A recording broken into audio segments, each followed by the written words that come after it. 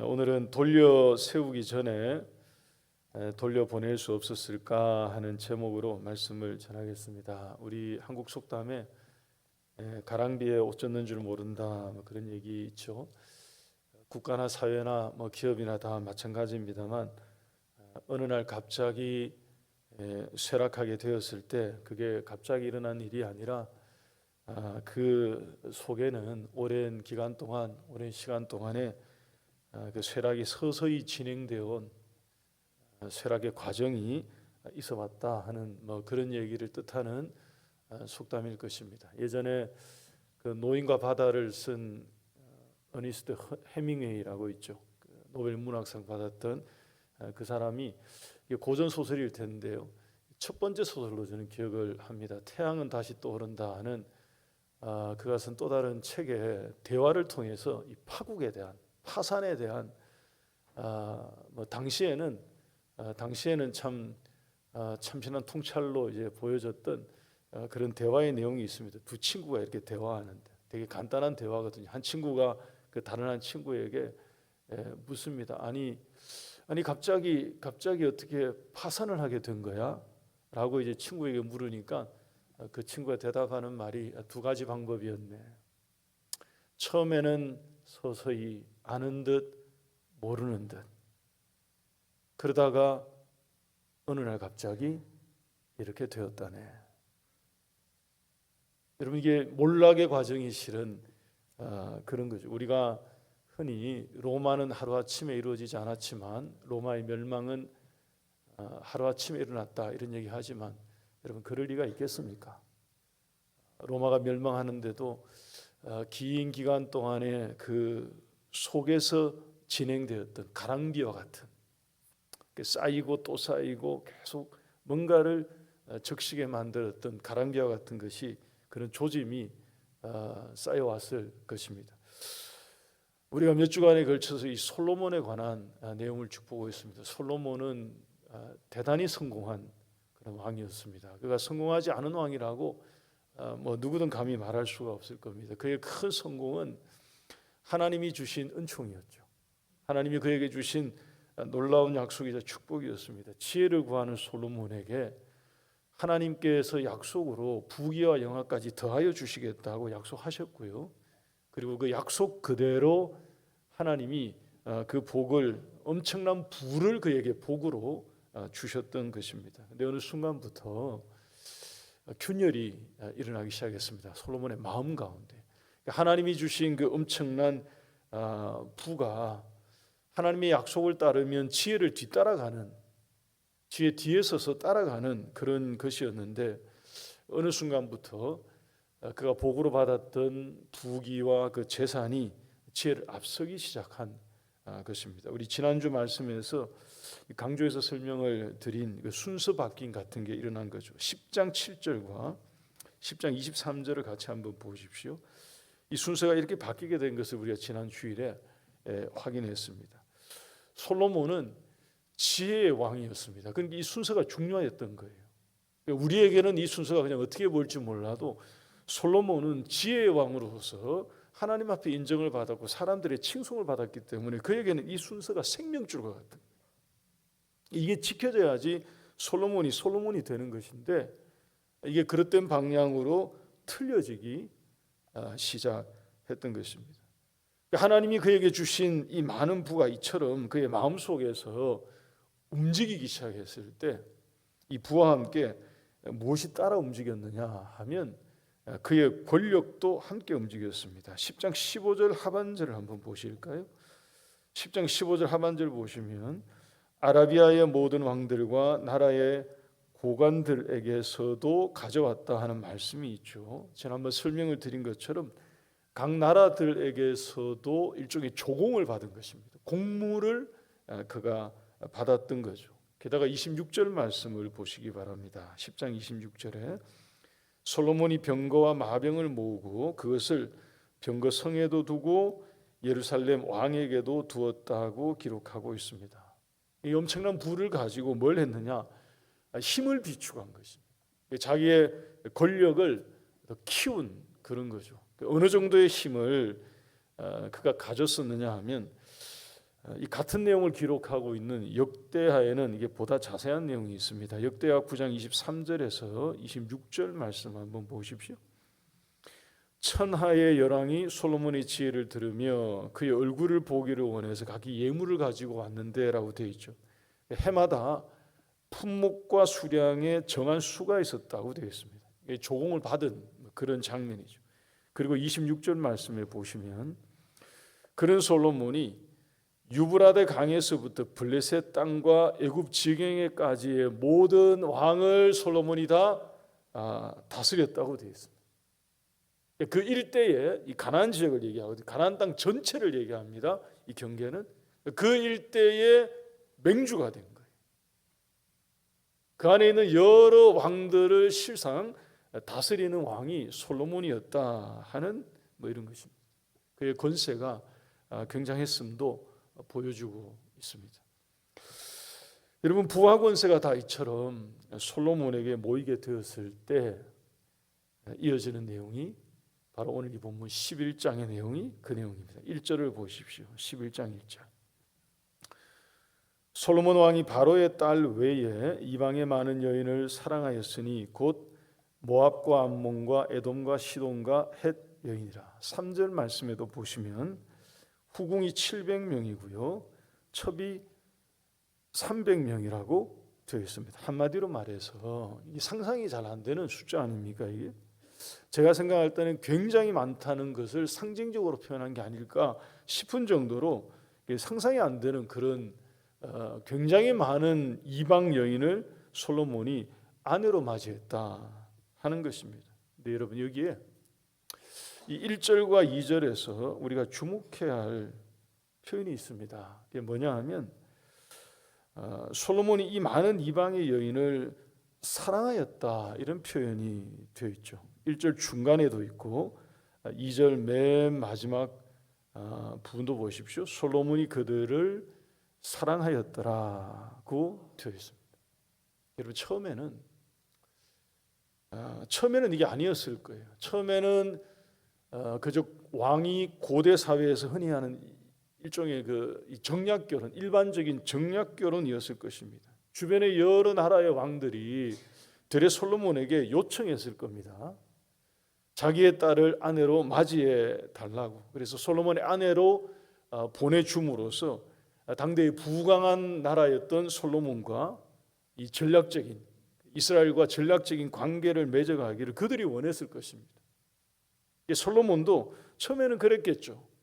그것을 통해서 자기의 나라의 지경을 넓혀갈 수 있으니까, 영토를 영향력을 더 크게 키울 수 있으니까 잃을 게 없다고 생각을 했을 겁니다. 근데 결국에는 솔로몬이 이 여인들을 사랑했다 하는 것은 여러분이 이방의 여인들을 아내로 맞이하는 것을 그가 진심으로 좋아하게 되었다 하는 뜻입니다.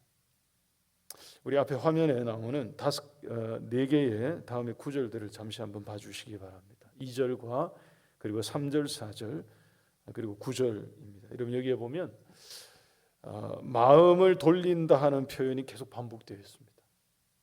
하나님이 가장 경계하신 것이 이것으로 보여요.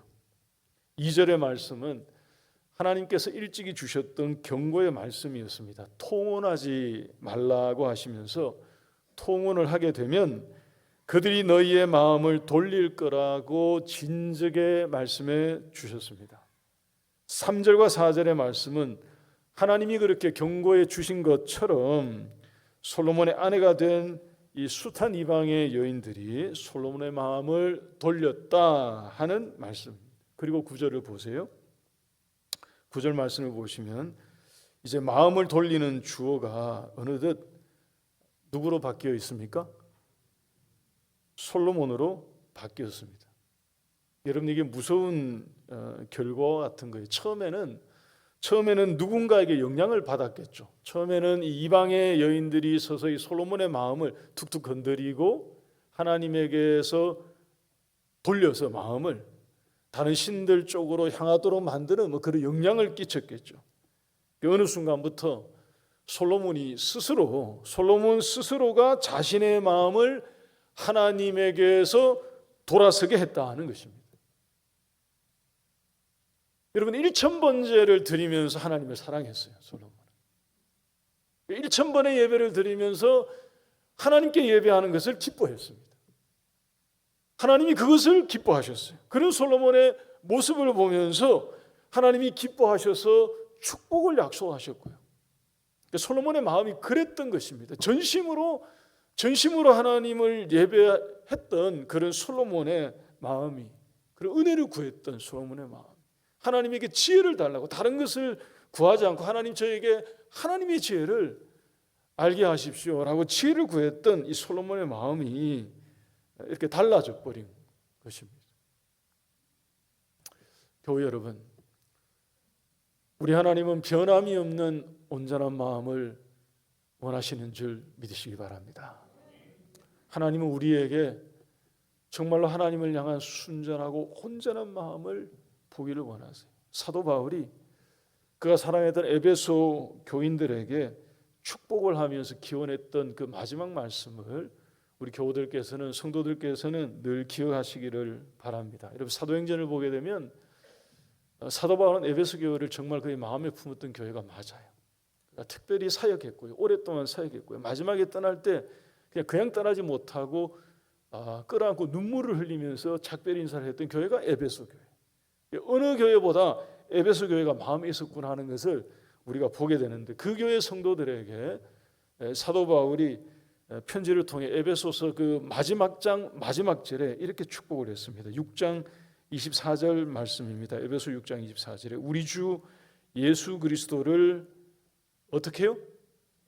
변함없이 사랑하는 모든 자에게 뭐가 있을지어다? 은혜가 있을지어다. 하나님을 향해서, 주님을 향해서 변함없이 사랑하는 모두에게 하나님의 은혜를 구했던 것입니다. 여러분 우리 모든 성도들이 변함없는 마음으로 주님을 사랑할 수 있기를 바랍니다. 우리 하나님께서 저와 여러분들의 마음 가운데, 우리 하늘교회 모든 성도들의 마음 가운데 주님을 향한 변치 않는 마음을 주시기를 축복합니다. 여러분 이것이야말로, 이런 마음이야말로 하나님께서 우리에게 주시는 가장 큰 축복임을 믿습니다. 역대하 16장 9절 말씀에 여호와의 눈은 온 땅을 두루 감찰하사 전심으로 자기를 향하는 자에게 능력을 베풀어 주신다고 말씀하셨습니다. 우리 하나님께서 우리의 마음을 보시고 우리의 전심을 보시고 하나님을 향한 우리의 온전한 마음을 보시고 하나님의 능력을 우리 모든 성도들에게 나타내 보여주시기를 다시 한번 주의 이름으로 축원드립니다. 오늘 이 말씀에 솔로몬은 이것을 잃어버렸어요. 이런 마음을. 원래 이런 마음이 있었는데 이런 마음을 결국에는 잃어버렸고요. 결국에는 보여드리지 못했습니다. 앞에서부터 서서히 넘어온 것이지만 오늘 이 본문 11장 1절에서 13절 말씀을 보니까 여기에 보니 시작점이 보입니다. 이게 시작점이 맞아요. 이방 여인과 통혼한 것이 이 모든 일의 소위 말해 인계점이, 비등점이 기울어지게 된 그 단초와 같은 시작점이 되었습니다. 여러분 오늘 이 본문에서 하나님이 하시는 이 말씀의 순서를 쭉 따라 적어보면, 화면 보시면 이런 순서가 쭉 적어보면 이런 내용이 됩니다. 이방 여인들과 통혼을 함으로써 솔로몬의 마음이 돌아서기 시작한 것이고요. 그래서 다른 신들을 따르는 마음이 생겨나기 시작한 것입니다. 그렇게 되니까 이게 어떻게 바뀌느냐 하면, 하나님을 향한 원래 온전한 마음이 100이었다면 이방 신을 따르는 마음이 이제 스물스물 들어오기 시작하니까 이 100이었던 온전한 마음이 80으로 내려오고 60으로 내려오고 50 이하로 떨어지고 이런, 어느 순간에 이게 엉킨 마음이 된 것입니다. 뒤섞인 마음, 섞인 마음이 된 거죠. 절반의 마음이 두 마음이 된 이런 것입니다. 결국 하나님께서 그 솔로몬에게 진노를 정하셨음을 말씀하신 것입니다. 여러분 오늘 이 말씀의 내용이 화면에 보시는 것처럼 이런 것이라면, 이게 맞다면, 하나님이 쭉 말씀하신 이 말씀의 흐름이 이게 맞다면 우리는 이 지점에서 우리 스스로 도전적인 질문을 이 말씀을 붙들고 던져 보아야 하는 것입니다. 오늘 설교 제목에 실어드렸던 것처럼 이 여인들이 솔로몬을 돌려 세우기 전에 솔로몬이 이 여인들을 먼저 돌려보낼 수는 없었을까 하는 것입니다. 이 여인들이 솔로몬의 마음을 이렇게 하나님에게서 돌려버리기 전에 솔로몬이 이 1000명의 이방 여인들을 먼저 돌려보낼 수는 없었는가 하는 거예요. 여러분, 먼저 하나님이 이방 민족과 통혼하지 말라 하신 이 말씀의 주된 의미를 이해하실 필요가 있습니다. 모세오경에는 2번 나오고요. 그리고 가나안 땅에 들어가기 이전에 그 모압 평지에서 하나님이 모세를 통해 여호수아에게 주신 그 말씀. 그래서 여호수아가 여호수아서에서 한 번 더 이것을 재확인했던 말씀까지 총 3번이 이 구약 초반부에 걸쳐서 기록된 이방 민족과의 통혼 문제, 하나님이 이거 금지한다고 명령을 하셨습니다. 여러분, 그 중에 한 군데 우리 신명기 7장 3절과 4절만 한번 보실까요? 신명기 7장 3절 4절 우리 함께 읽겠습니다. 같이 읽습니다. 시작. 또 그들과 혼인하지도 말지니 내 딸을 그들의 아들에게 주지 말 것이요 그들의 딸도 내 며느리로 삼지 말 것은 그가 내 아들을 유혹하여 그가 여호와를 떠나고 다른 신들을 섬기게 하므로 여호와께서 너희에게 진노하사 갑자기 너희를 멸하실 것임이니라.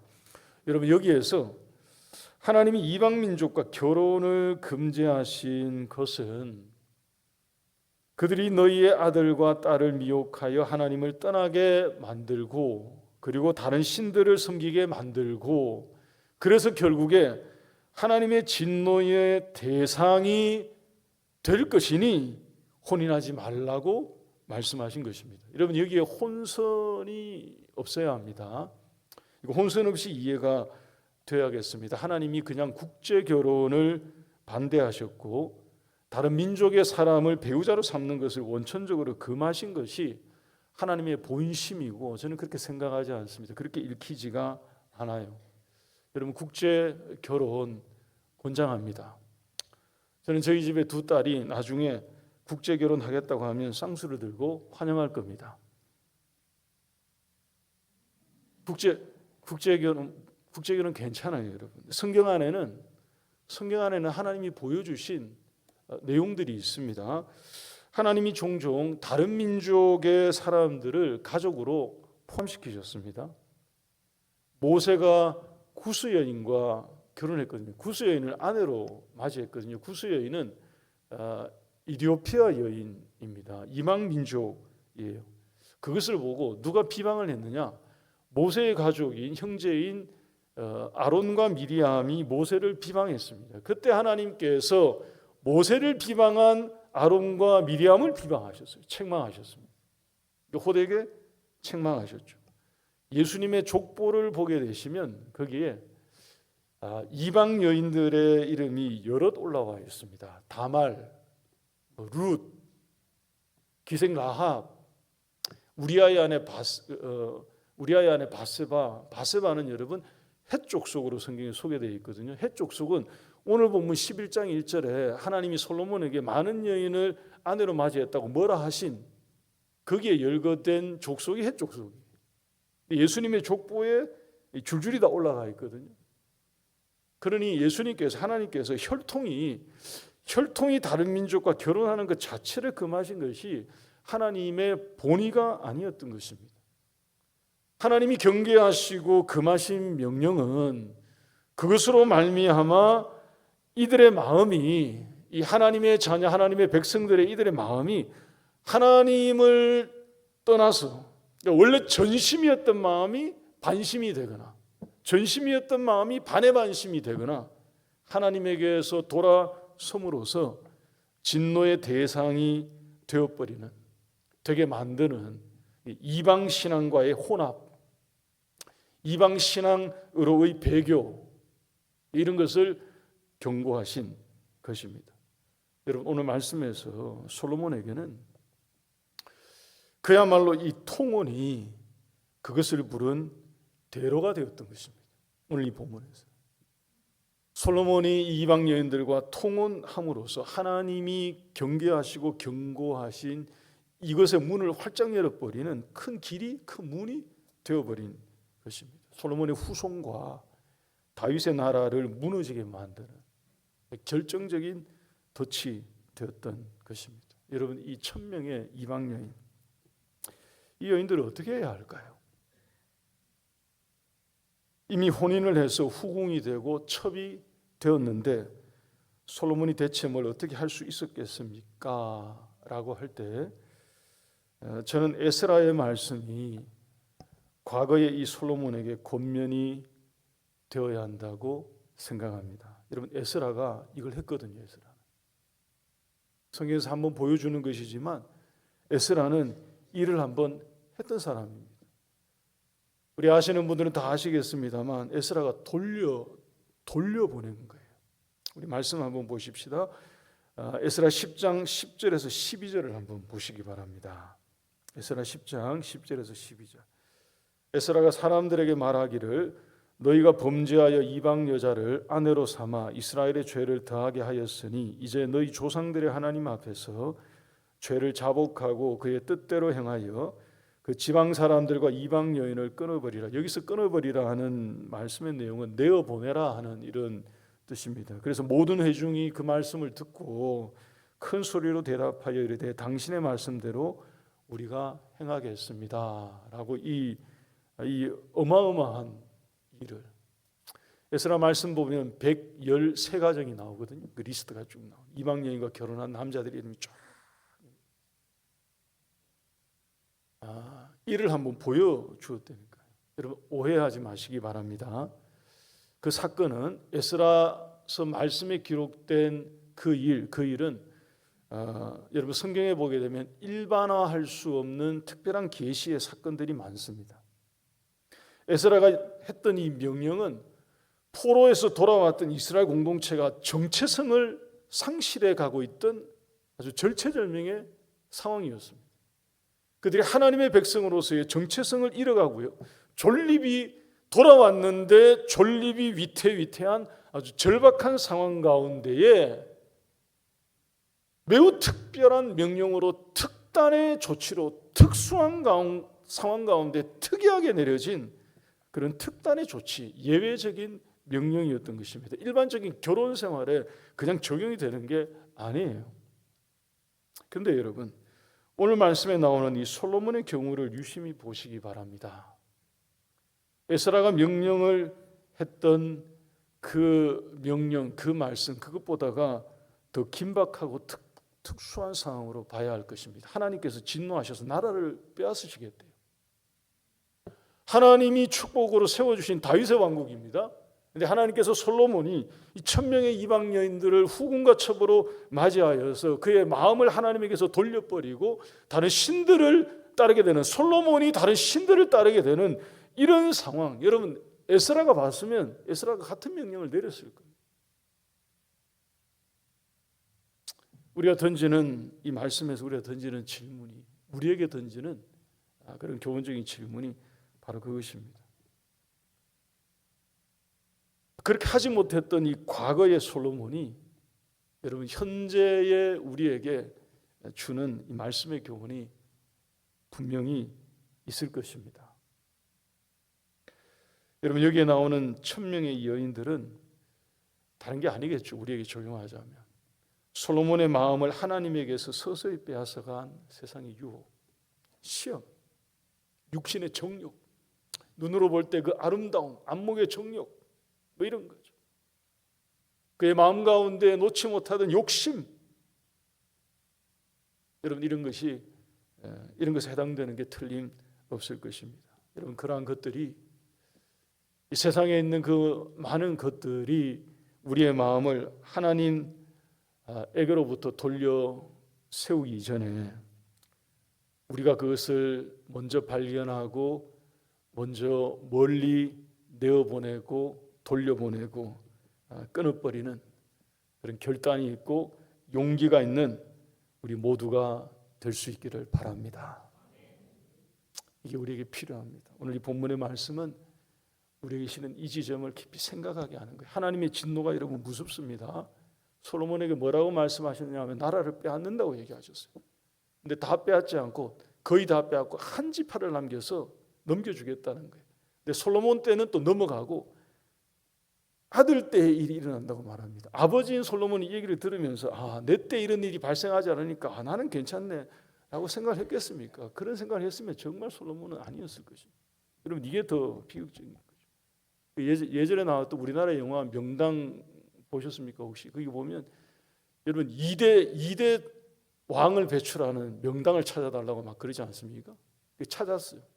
한 사람은 기어코 거기다가 묘를 써서 자기가 왕이 되고 그 다음도 왕이 되고, 땅을 아는 사람이 물론 뭐 영화에 나오는 그런 소설입니다. 땅을 아는 사람은 2대 지나면 나라가 망하는 땅이라고. 여기는 상관없다는 거예요. 자기만 왕하면 되니까. 자기 아들까지만 왕하면 되니까. 여러분 이게 어떻게 상관이 없습니까? 나라가 망한다는데. 여러분 지금 괜찮은 게 괜찮은 게 아니죠. 그래서 하나님의 이 말씀이 무서운 경고 아닙니까? 여러분 한 대가 지나면 나라가 망한다는데 솔로몬이 이것을 이루고 있을 수가 없죠. 에스라의 말씀을 진즉에 적용받아야 되는 케이스입니다. 그의 마음을 돌려 세우기 전에 이들을 돌려보냈어야죠. 이스라엘에서 얻었던 자기의 정신의 부인들을 제어하고 이 1000명의 이방의 후궁들과 첩들을 이들이 돌려 세우기 전에 이들을 돌려보냈어야죠. 우리에게 그렇다니까요, 여러분. 저와 여러분들의 삶을 깊이 있게 한 주간 돌아보시기 바랍니다. 우리의 마음을 서서히 하나님에게서 돌아서게 만드는 것들이 있다면 여러분 그것이 우리의 마음을 돌려버리기 전에 우리가 먼저 그것을 멀리 돌려보내고 내어보내고 끌어내는 그런 결단과 결심으로, 그래서 하나님 기뻐하셔서 우리는 하나님의 은총을 잃어버리는 것이 아니라 빼앗기는 것이 아니라 더 얻고 누리며 살아가는 우리 하늘교회 모든 성도들이 다 될 수 있기를 주의 이름으로 축복합니다. 우리 찬송하겠습니다.